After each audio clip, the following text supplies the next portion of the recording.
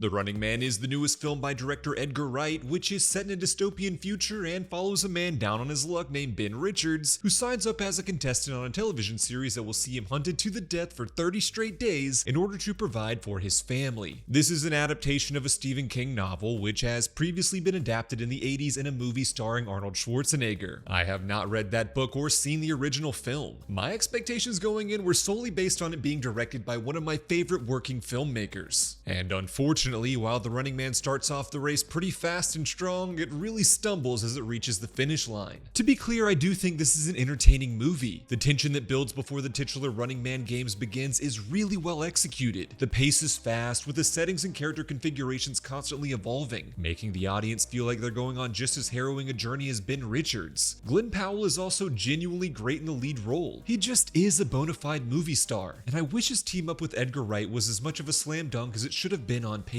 I also found the movie's themes to be really timely and prescient. The world that Wright introduces us to is one where wealthy elites control the government. Ecological concerns are ignored or covered up. I mean, Rhode Island was literally nuked and it was covered up. The media is used to weaponize citizens against each other and radicalize the most susceptible. The majority of the population struggle under dangerous conditions and unlivable wages, forced to sign up to subject themselves to humiliating at best and deadly at worst game shows just to make ends meet. The Running Man producers use AI to demonize its contestants and turn their audience against them, encouraging everyday citizens to rat out their own out of misplaced and ignorant fear or a quick dollar. This is not a dystopian future. This is Elon Musk, Fox News, Mr. Beast, ICE raids. This is the year of our Lord 2025. So while I give some credit to Edgar Wright for incorporating all of that pretty effectively, I do have some major gripes. Most shocking to me was how plain the visuals are. Without prior knowledge, I would have never been able to guess that this was an Edgar Wright movie. It feels more Journeyman-like, like a David Leitch or Louis Leterrier film. Sure, everything is solid and competently shot, staged, and lit, but this is Edgar Wright. Where is the unique high-wire creativity? Even Last Night in Soho, which I found to be a less successful movie than this overall, had its own style that made for a fun, elevated giallo romp. But the real unforgivable sin of this film is its downright disastrous third act. There's a character introduced here played by Emilia Jones, who in the span of a single scene is confronted by her privilege and has her eyes opened to how capitalism can so easily discard her when she's no longer of use. It's a completely unnecessary character who maybe would have worked better if introduced earlier in the story to allow her arc to progress more organically. And then the climax itself is a genuine incoherent mess. Earlier in the movie, there's a version of a scene I always hate.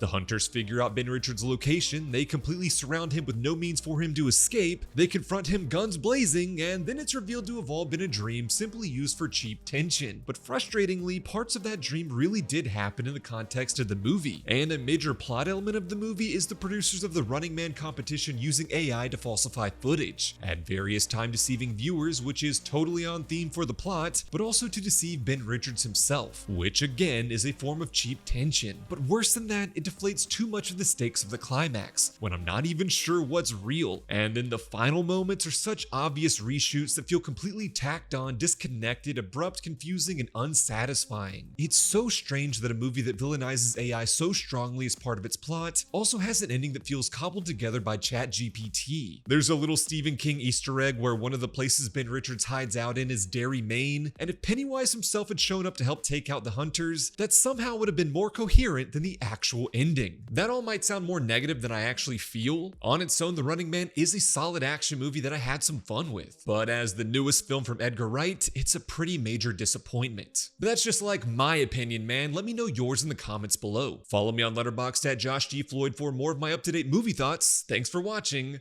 Bye.